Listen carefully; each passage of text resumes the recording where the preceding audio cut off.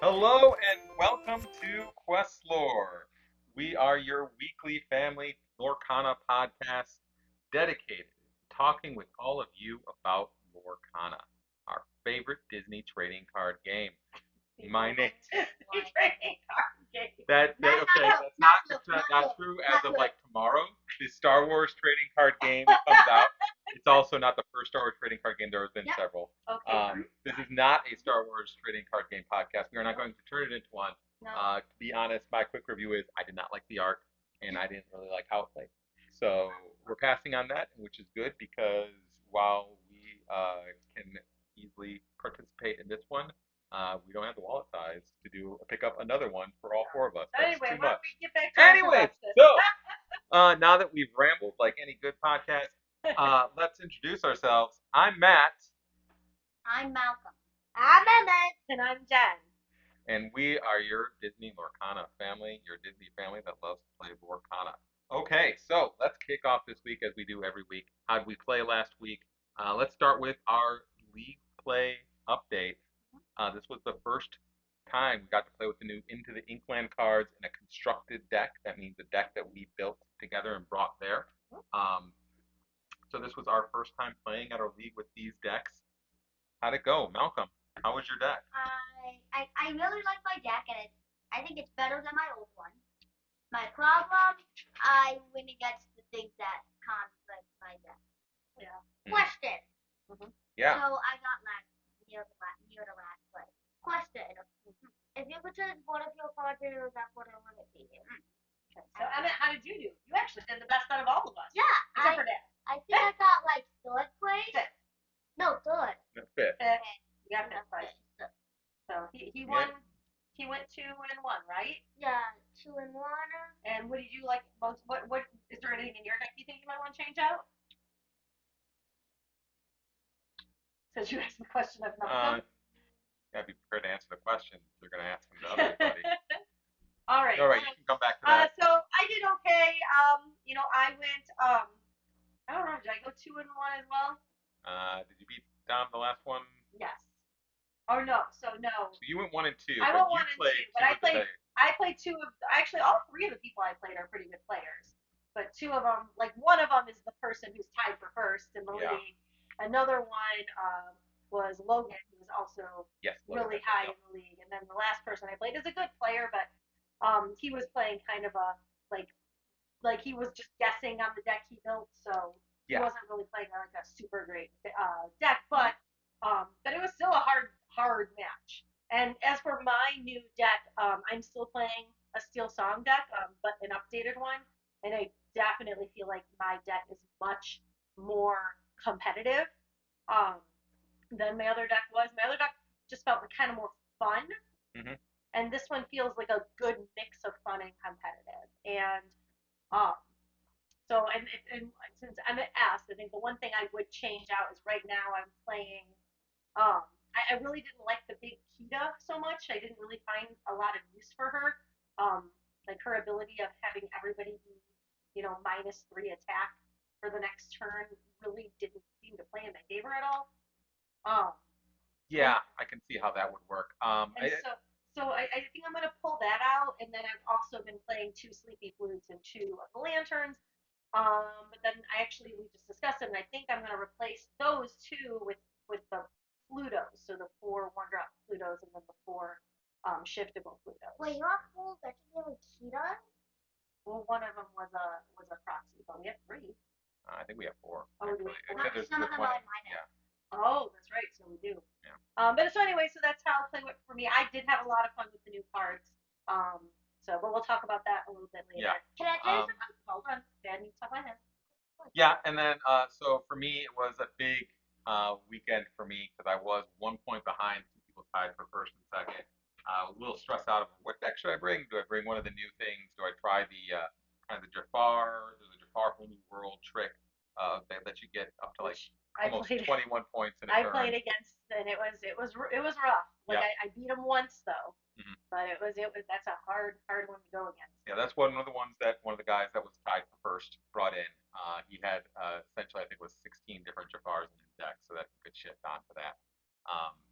And then So I ended up just sticking with my purple and red control deck with some updates to it with locations and everything. I think it was my first game that I was playing. It was like I was playing the exact same cards that I had always been playing for the past like 12 weeks. And then when I got to turn 5, I got to do something new. And I was like, all right, let's try something different to kind of go with that flow. It was a weird playing with that deck the way it plays now. It's much more faster, and I have to end game sooner because I don't have as good as a late game as I did before. So it's interesting. What about your second turn when you play Spear? Why would you do Well, I kind of wiped the floor with you, buddy, didn't I? Yeah, I that? That's just. the only match you lost. Yes. Oh. um, yeah, so I got to play Emmett. I did take that one. I did end up going 3-0. Ended up in second based on the tiebreaker stuff. But unfortunately, I didn't get to play the two guys that were tied for first. Neither did they play each other, which means all three of us went 3-0. They all just stayed play. So that was the end of the league. They're gonna have a final match this coming up Sunday, going 1-on-1, only up to Rise of the Bloodborne cards though, so they can't use any of the new stuff in their match. But oh well. All I really want are pins. And the winner got to get the box, probably Rise of Bloodborne box. And I'm done with that. I've moved on. I'm into the Inklands, and that's where I'm going to live now. So I'm okay with it. Anyways, there was another event we got to go to. We went to a draft for Into the Inklands on Friday night. It was a different type of draft. It was a 3-pack draft instead of the North 4 one, Yeah. which definitely felt different because once I started playing, I felt like I'm getting these same cards every single time. The difference between 40 and 30 is just gigantic. Yeah, it's huge difference. So, how do you guys think the draft went? I think it went great. Yeah. I think the only reason why I really beat Malcolm is because of that. Is because I think he would have beat me in the last one that I played against him if I didn't ink with my Grammatala. I was at 16 or I have a Grammatala and the 4 Robin Hood out in play. I inked Gatorlore. Okay. Okay. Well, It was a few days ago, so we don't need to go about it. Yeah. Let's But not go into a play. it was really fun. Like I went 1 and 2. I think the only person I beat was Malcolm. Or yeah. And then Emmett went 2 and 1. Uh, no, one. One you went 1 and you only beat Malcolm. The only person you won. No, you beat 2 people. No, I didn't. No, I didn't. No, he didn't beat her. And then Malcolm, you went 1 and 2. I know you beat. And then Dad, you went 3 and 0, right? Yeah, I went 3-0, won the event. Won the event. It was nice of us to go that we went to that because being that there was a smaller group of people doing the draft and we all got promos, so we had the full set of promos for season 3, which is nice to have that right done the first weekend. Yep. So now we just have to work on getting the pins. And Paint the pins. That's all What there is about to the it. Lorcana logo? Well, I've got the one from set one. one. But if I get the others, cool. I want the character ones more, but if I get the other ones, awesome. We're getting our pins for season 2 this weekend at 8 Sides. Sammy did confirm it on Discord, so we are hopefully get our set of pins. There's 4 of us, so I'm hoping that at least get 2 of them. Yes. What is the characters? So the characters from set 2 were Rapunzel and the Pooh Wizard, the Honey Wizard one. If we get an extra piece of it's not. Okay. We're just hoping to get one of each. Yeah, like, we just want one of each. Which Rapunzel? The one where she's kind of in a swing and like painting. Oh. The Gifted Artist one, I believe is the name on the card. So hopefully we'll have those and we'll add that to the collection. And then we'll start working on the next set. But speaking of promos, they did just announce today, February 29th is the date we're recording this, that the store championship promo essentially is what people are referring to it as. So it's this Stitch card. It's an enchanted Stitch Rockstar card that looks different than the other one. It's got great art. I don't have it ready to pull up, but it's a fantastic looking card. And basically, all of the organized play stores, like the ones that we go to, are going to be able to apply to get this championship type card, where they're going to get 4 copies of the card, I think. So only 4 copies of the promo card. Put in perspective, I think they're getting like 30 of the other cards. They're only going to get 4 of these cards, and they're to encourage like store championship type play. So definitely have to watch where they're going to be having that. The stores get to place the order on the 8th, and then they're supposed to be holding those championships like in the middle of April. So we'll have to make sure that we keep that days open so that we can go and play and just hopefully walk away with one of those cards. That'd be amazing. Definitely want one of those. Yes. That was the only Lorcana news out this week. Obviously, Into the Inklands is still the big deal. Much easier to get cards this time unless you wanted to throw over a gift set. Basically, the best way to get those was go to Disneyland or Disney World. So that's how you get them. Luckily, when the next one comes out, we will actually be in Disneyland. In 2 sets. There's going to be one in May. Oh, right. Not and then in May. We got in August. And the one in August, we're going to be going to Disneyland. It'll be fun. Sure. No problem. That's why we're going. Just for more Lorcana cards. No other reason at all. Well, I think going to Hawaii. Yeah. Sounds super funny. Yeah, super fun. We're super excited. It's gonna excited. be exciting. Okay, so we are coming to you a day earlier than we have been in the past. The boys are in a new show. Yeah. Alice in Wonderland. That's right. Very exciting. And so, what parts did you guys get? King of Hearts. Malcolm's the King of Hearts. And I'm the doorknob. It's the doorknob. And they're excited. They had the first rehearsal yesterday. And there's 2 Easter eggs in this script. So whenever Alice drinks the potion to get smaller or become from a normal size as big, it thinks it's a small world after all. And then Malcolm, what's the other one? What's the other one that you thought was the funny? White Rabbit. That the White Rabbit says. That's a Frozen 2 thing. Oh, it's the. You can say it. Samantha. I'm not Samantha. Oh, like I don't even know a Samantha. Oh. Yeah. Very fun stuff from Frozen 2. Awesome. Okay. So our topic this week is really going to be one more time just focused on Into the Inklands. Since it just came out, it does come out to retail stores 1 week from Friday, so March 8th. It'll be in Walmart, Target, those types of stores. But it's available at your local game store now. Most of them still have some product in, so feel free to go to those game stores, buy that product, support your game stores. And then if they still don't have enough that you need, head over to Walmart on that date. Or probably before then. Figure out when they stock it up, get there and get those cards. But we want to talk about our favorite cards that we played with this weekend. Because it's been very exciting, very fun to play with the cards. So, Malcolm, why don't you start out with talking about your favorite card, Piglet, Pooh Pirate Captain. Pirate Piglet is the best card of a Lorcana.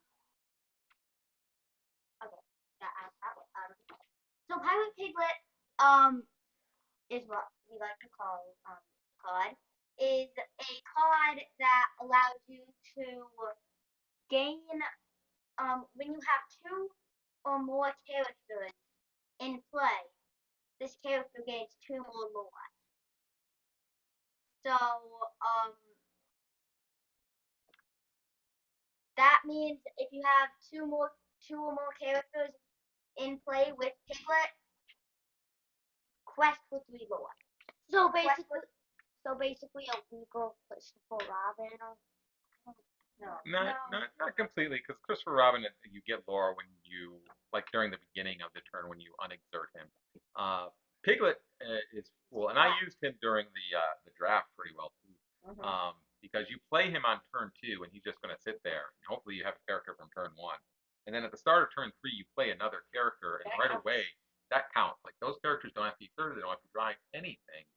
And now all of a sudden he's questing for 3 lore. So when you're playing an aggressive deck like Malcolm plays, that's a big swing really quickly. And if you can protect him with a bodyguard, you're probably keeping him alive for another turn. You're gonna be able to play another character and get another 3 lore on him. So he can be pretty potent. Definitely want if you're playing against him, you want to destroy him on sight. Or at least if you can't destroy him on sight, like if there's a 1-drop out, at least get rid of that. So that way you won't have 2 out there. My strategy is play one about blue, whatever. Play the piglet, and then turn 3 play blue. Nice. Attacks. The bodyguard blue, yep. And then turn 4, play 2 more piglets. Wow. Wants to flood the board with piglets. Yes. So it's a good card. It's definitely worth it. He's one of the better super rares in this set. So he's now playing an army of pigs and no longer an army of tiny children. Right. He's playing both. He's got tiny children and tiny pigs. Yeah, What about tiny wooden children? he has that too. Pinocchio. No, yeah, he's wood. He's a wooden child. That's why you can't eat him. Okay, Emmett, what was your favorite card this weekend? Grammatala. Right, so it's Grammatala, Spirit of the Ocean. This is probably like the reason why I beat Malcolm in the draft. Yeah, so you got the card on draft. So What does she do? So she's a shift remove for 5, which is great because there's a 4-drop Grammatala, so you can play her. Next turn, play her. Play this card. Yeah. And then what's else is her ability?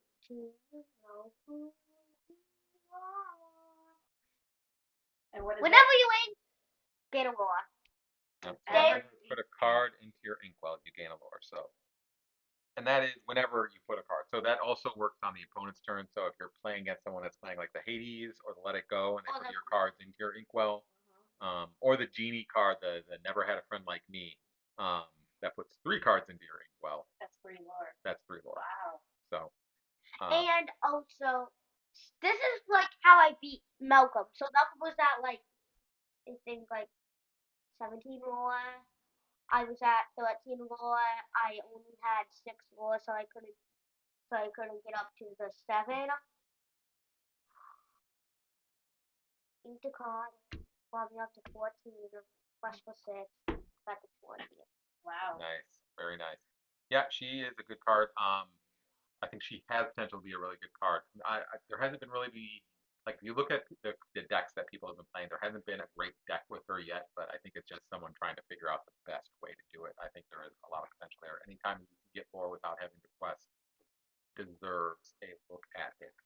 We'll move on to. And it could survive Maui. Yeah. Yeah, she does have a very, very large willpower of 8, strength at 4, quests for 2 just by herself.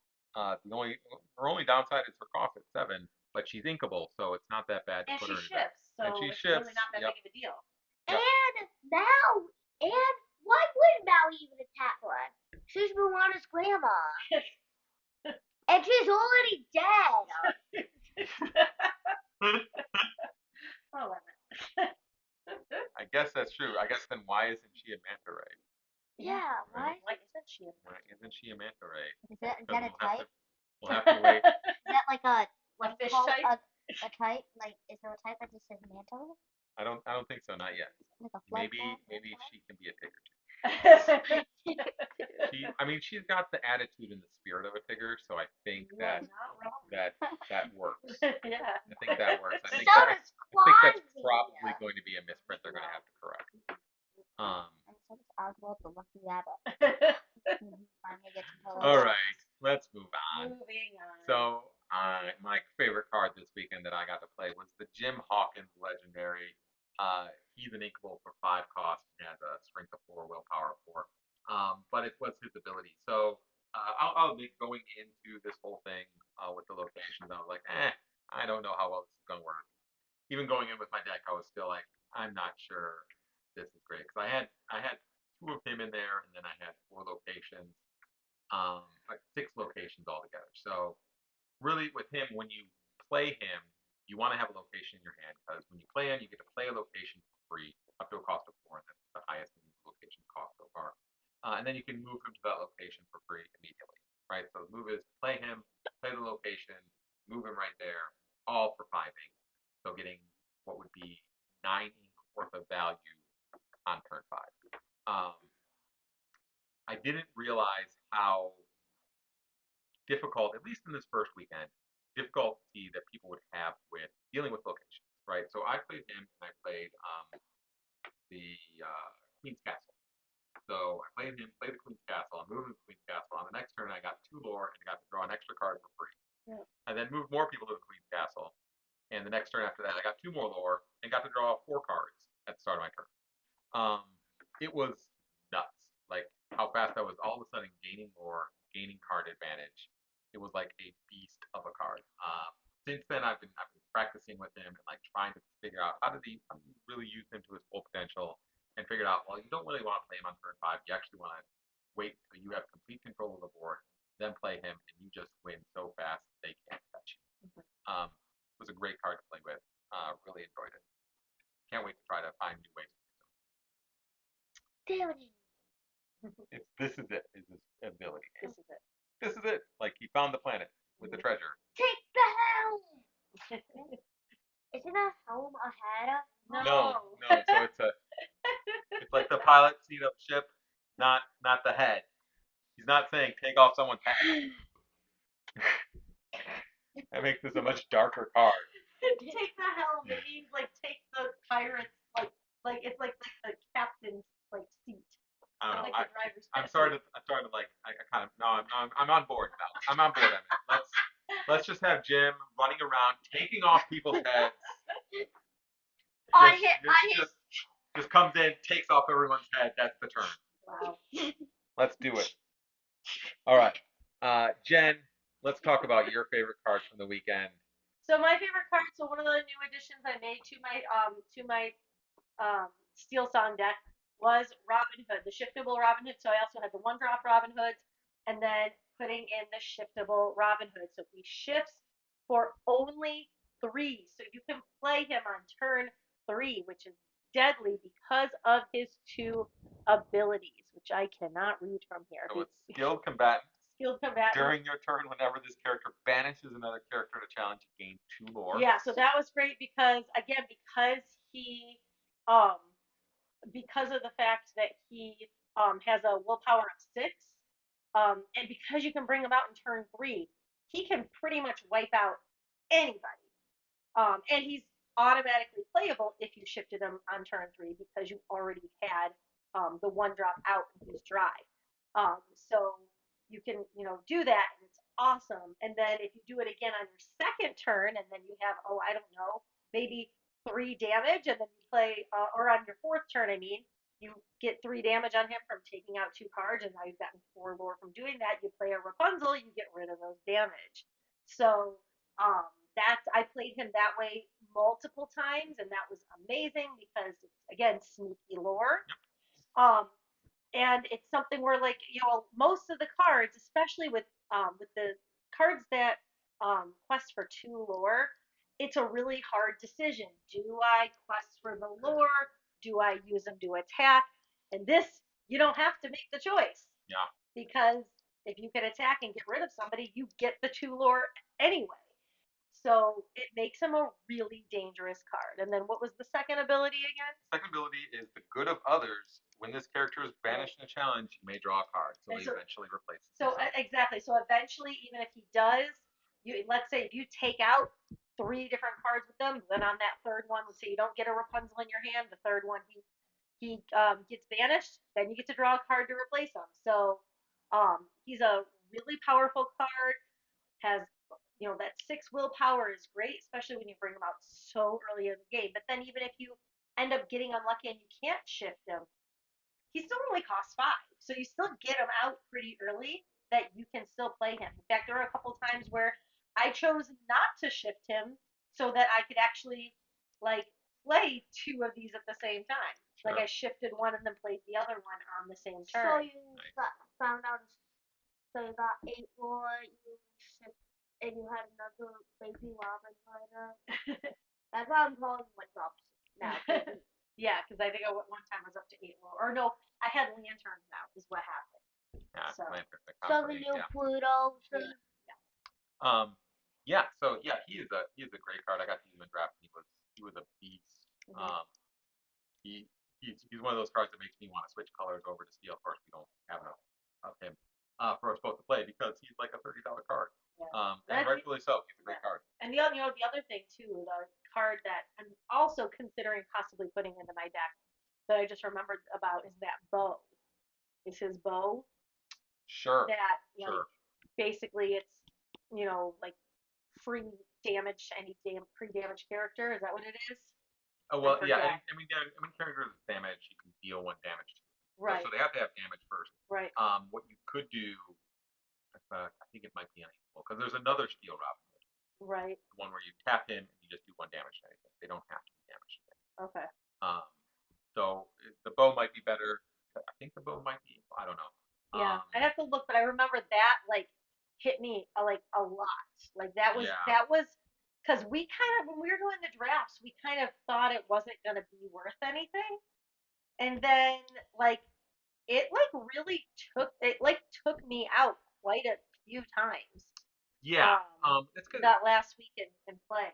And that's where it's hard to really think about when you're doing a draft versus when you're playing regular because you're used to normal battles. Like they take you out. No one just hits you for a little bit of damage and then runs away. They take you out. And that's the end of it. The character isn't there anymore. So characters usually aren't sitting there with a ton of damage.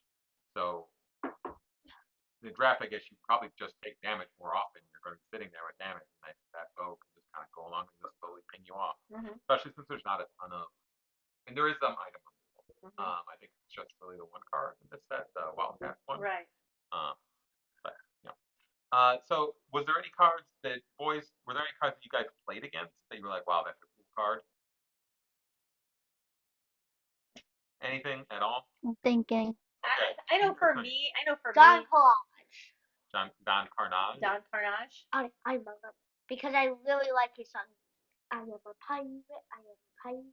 Right. Oh, that's right. The boys did start watching Tailspin. This old cartoon from the 90s that was kind of a... Tailspin, Oreo, Oreo. Yep. What did you guys think of Tailspin, Malcolm? What did you think of it? It's a good song.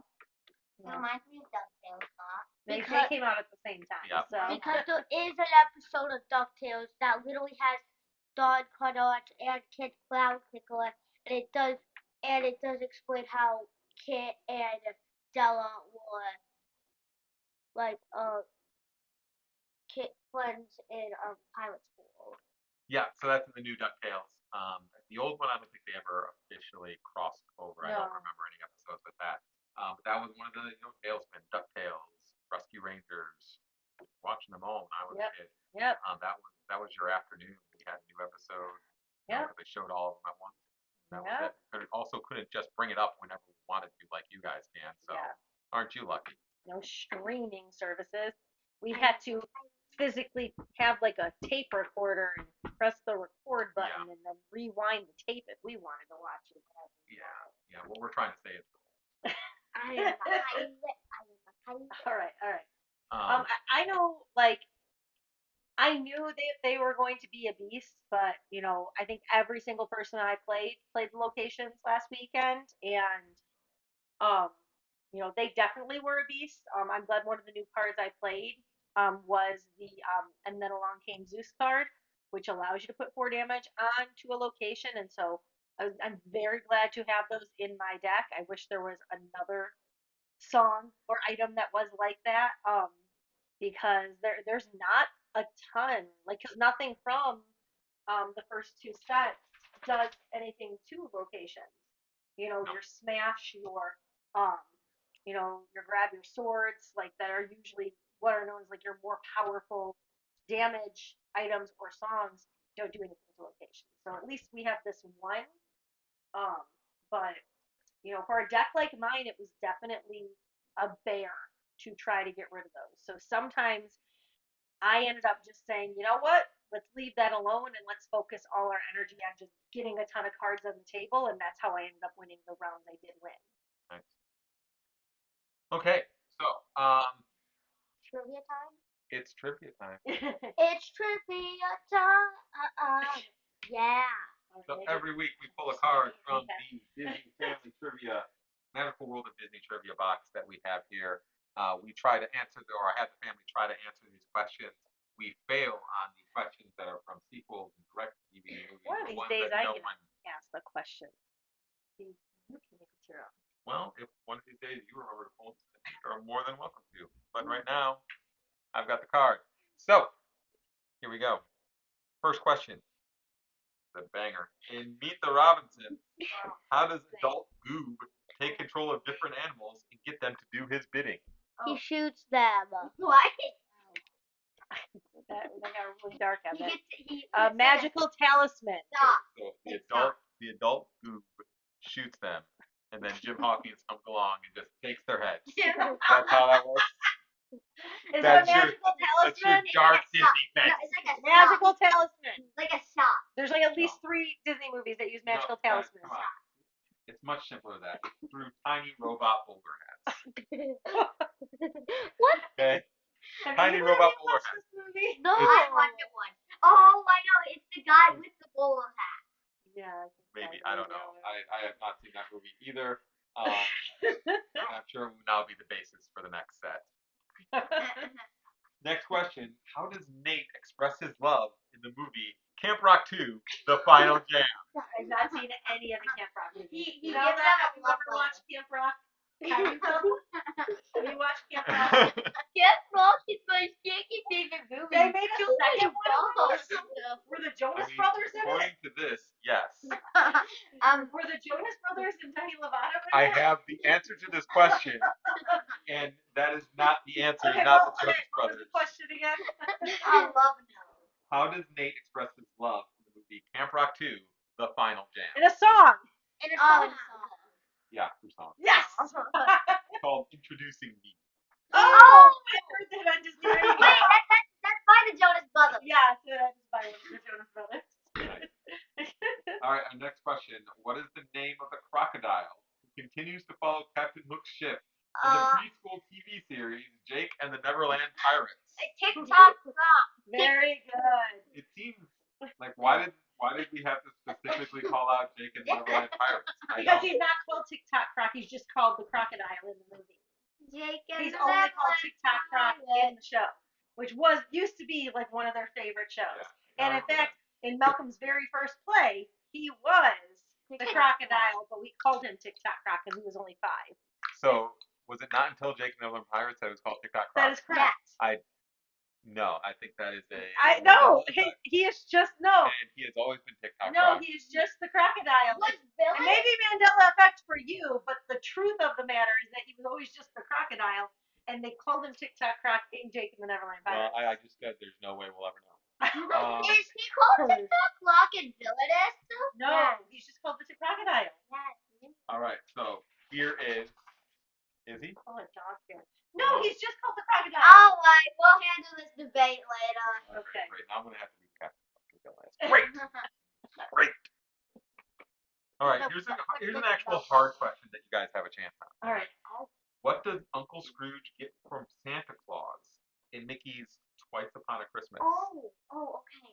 We have watched the show. It is not great, but Once Upon a Christmas is way better. Santa Claus, Twice Upon a Christmas. I have an idea. Is it Scrooge? Yeah. Yes. What does Scrooge get from No. Santa? Okay, now is it Scrooge?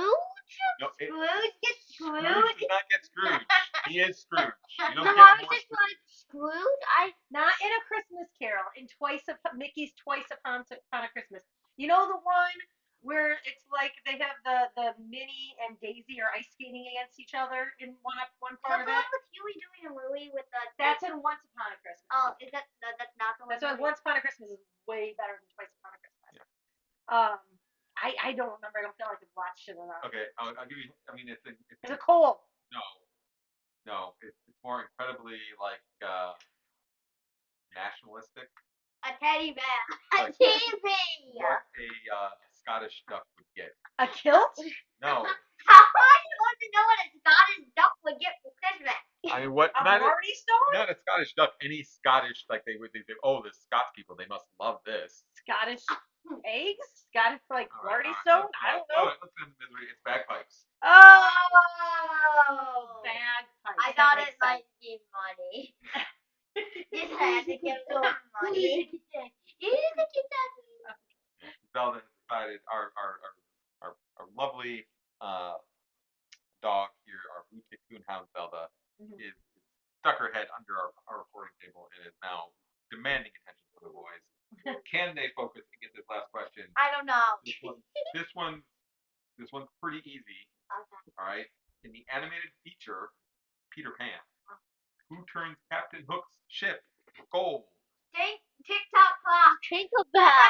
Tinkerbell. It is Tinkerbell.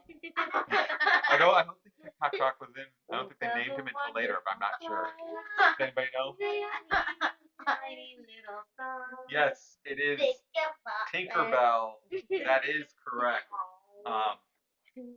That brings us to the end of our trivia. That does bring us to the end of our show for this week.